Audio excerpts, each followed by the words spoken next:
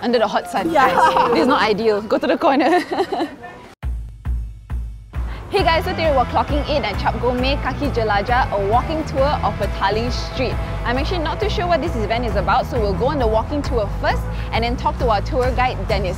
Let's go clock in. Thank you very much for coming to today's Kaki Jelajah Warisan Heritage Walk. Where you're standing is actually next to the Kuala Lumpur and Selangor Chinese Assembly Hall. Back then it was just called the Selangor Chinese Assembly Hall. Yeah, we'll take the pedestrian bridge. If you come around this area, you also notice that iconic fountain. It has been like that since 1965. Can anyone tell me what happened in Kuala Lumpur in 1965? SEA Games. But it wasn't called SEA Games yet. It was called Chap Games. So the Southeast Asia Peninsula Games. And this is actually a clan assembly hall. It is an ancestral hall with deities inside. So some of the paintings on the wall are actually stories of good virtue, morals, but there are just too many to mention. Oh yeah, if you all like kopitiam food and all, there's a Hokau kopitiam here. So Guai Zai basically means, if you translate literally, Guai means go, Zai means like little, little goes lane, Hong means lane. Let's go, let's go.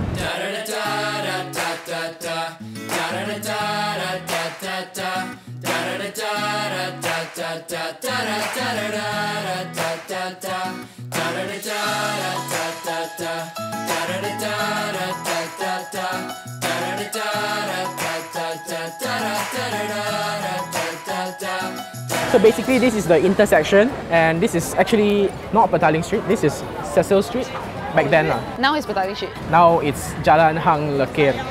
The road horizontal to us is Petaling Street. Oh. But then directly in front of us is Jalan Hang Lekir. My whole life is a lie. I thought this whole entire stretch was Petaling Street. So let us try some Cantonese candies. So each of them have different meanings. Take your carrot and point to the sun. What do you see? More sun. You see an old Chinese coin. So these are coin medallions.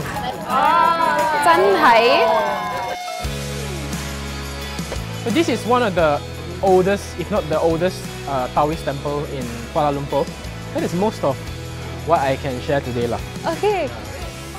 Thank you so much. Thank you so much. Sorry it took like so much of your time. No, it was great.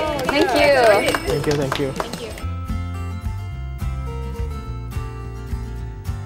So how was the experience for you? I've been in KL for a long time and I've walked past Petaling Street numerous times without knowing all the nooks and crannies around it. And also I've walked past this temple. I mean, I've been in there, but I don't know the significance of all the deities and whatever not. So Dennis was really good in explaining what are the symbols behind it and what are the customs and whatsoever. What about you guys? How was the experience for you? It's really good. Like, I'm from Indonesia, right? So when I moved here probably like 6 months ago, I was like, I live nearby and I came here a lot to shop for stuff for the place I work for, and I'm always curious what's inside, what's this, what's that, but I don't know who to ask. Yeah, the history, the background. I like his small little stories. Or do you know about little things here and then? So I love the level of detail and stories that were shared. Yeah, really enjoyed it thoroughly. How did you guys actually find out about this event? Facebook. Would you actually recommend this tour for other people as well? I mean, I've been a fan of Kaki Jelajah Warisan for the longest time, but everything is in Chinese and I can't read Mandarin. So I don't know half of the time. I mean, some of the tours that they conducted are really good, but if it's narrated in Mandarin, then I'm totally lost. So I was glad that this is in English, so at least we could understand and could ask questions. I hope they do more. Yeah, should do more, a lot more actually. So actually majority of you guys, actually all of you are not from KL, right? Why do you think tours like this are important? I mean, it's good. It's really embarrassing at times. You meet with a lot of foreign tourists and they know much more than you. And then they say, have you visited this place? You mean there's such a place in KL? It's really embarrassing. So it's good to get locals like that to show us around. Re-equate yourself with some of the culture stuff, and I'm also half Chinese. So it's like, oh, I didn't know that, or oh yeah, I've seen them do that, but I don't know why they do that. So in that sense, it's been interesting.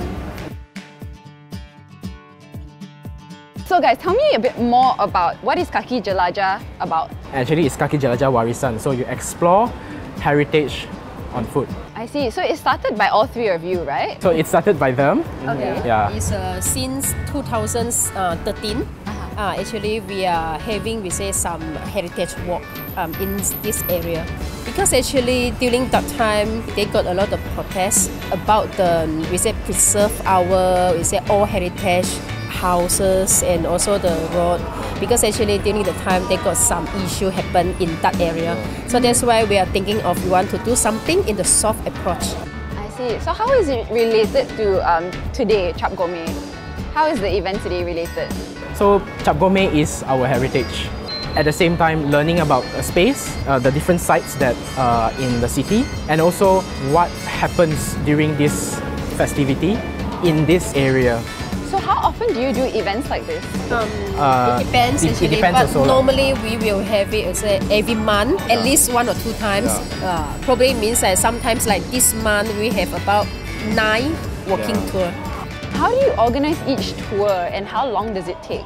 It depends on the theme of that particular walk. I mean, most of the walks take up to 3 hours. I see. How do you find out all this historical information? A lot of study, a lot of interview, a lot of talking with the people, how they do the festival, how they celebrate this festival like for Chap Goh Mei, how they do a play and what happened in KL. There are also a lot of reading, Reading. like old journals. Yeah. Old picture. So one object, many perspectives, many stories, many histories.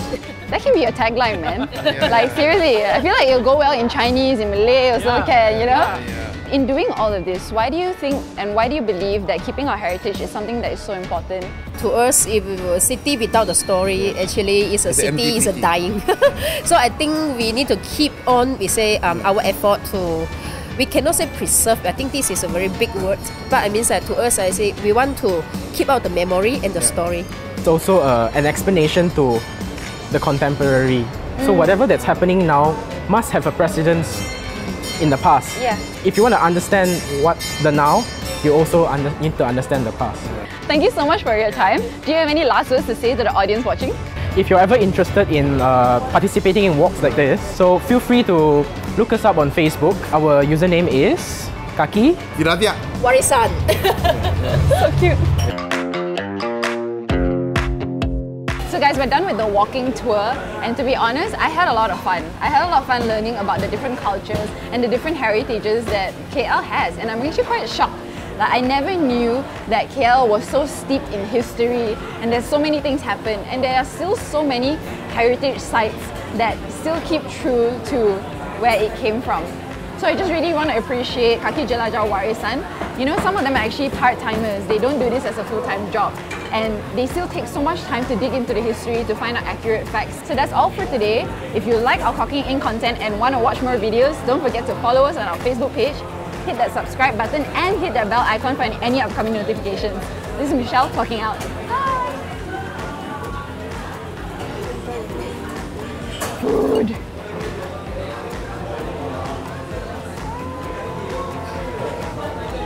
This is actually not how I eat, but